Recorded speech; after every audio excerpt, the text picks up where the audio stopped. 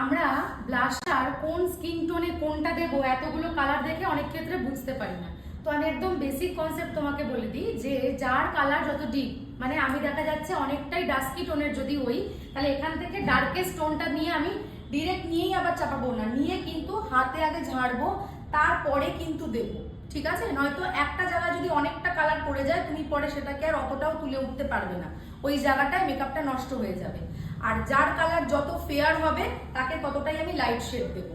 এবার দেখা যাচ্ছে এমন একটা টোন পেলে মিডিয়াম টোনের, যে খুব ফর্সাও না আবার খুব তাকে ডার্কার টোনও লাগছে না, তাহলে কি করব আমি একটু মিশিয়ে করব, যাতে করে যেরকম আমরা কম্প্যাক্ট গুলো করলাম ঠিক এক্ষেত্রেও আমরা মিশিয়ে করবো। যেরকম কন্ট্রোলের ক্ষেত্রে আমরা কি একদম ডার্ক কালারটা দিয়ে সবাইকে করি না, কখনো কিন্তু ডার্ক আর ওয়ার্ম দুটো টোনকে মিশিয়েও কিন্তু আমরা করি, যেরকম ওরটার ক্ষেত্রে করলাম, কারণ ওর টোনটা দেখো কিন্তু একটু মিডিয়ামের মধ্যে রয়েছে, তাই না? তো আমাদেরকে এই হিসেবে করতে হবে। তো এখানটা দেখো আমি কি করব,